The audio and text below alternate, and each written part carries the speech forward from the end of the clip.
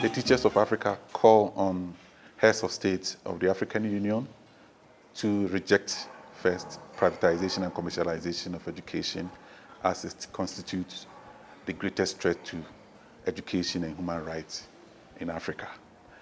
We also call on the African Union to also prioritize funding of education in Africa and making sure that adequate budgetary allocation is made for education, and to ensure that they commit to the approved standard for education funding, that is 20% or more of budgetary allocation to education, or 6% of GDP to education funding. Thirdly, we also call upon them to prioritize the need for public quality education in Africa and ensuring that the Sustainable Development Goals number 4 is adhered to and properly implemented. In an attempt to create access for every child in Africa, some business people have detected that there's so much money in investing in education. Consequent to that, they have resorted to influencing government to hand over schools to them, to run and to get profit. And that is what is causing the creation of low-fee private school, for-profit schools in Africa. There are many, many cases where the target has been the people at the base of the pyramid, the people who are so poor and cannot afford to pay fees. These are the people they target, and they make sure that they pay fees to be educated. They claim they are low fees, but evidence has also shown that the parents had to glean from their little income to be able to see to the education of their children. Evidence has also shown that about 40% of their income, monthly income, will have to go into education of their children, and that is really, really serious.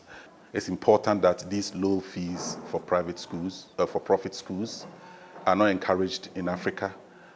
There's a need for government to look at providing public education, quality public education for our children.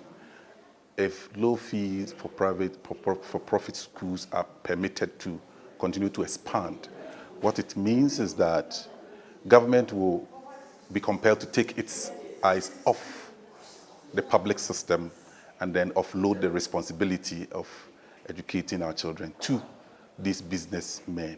And that is what we stand against. A major player in this field has been the Bridge International Academies. We have evidence of that in some countries in Africa, like Kenya, Uganda, Nigeria, and another version in Liberia. And these have been seen to be great threat to education because of their modus operandi, the way they operate, and the way their products are given to our children. We have seen many, many lapses, and a lot of research have gone into it to really prove that there are so many dangers in the way they are trying to sell their products to Africans. The Global Response Campaign in Africa is an initiative from Education International, of which EI Africa is a strong advocate or a member. And what we seek to do is to ensure that we let African leaders know the threats commercialization and privatization cause to education in Africa.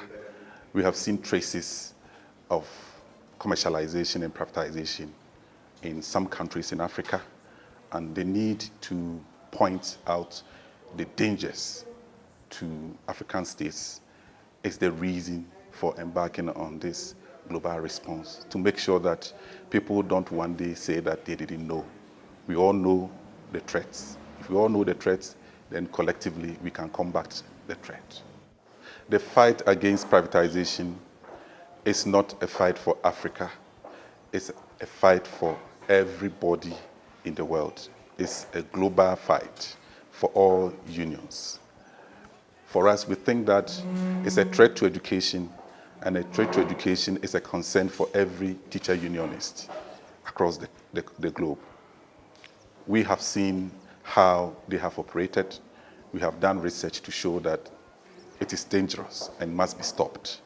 So we call on all global unions who are interested in education to make sure that they are part of this fight, to make sure that commercialization and privatization of education is stopped, because it undermines teachers' professional autonomy and professional development.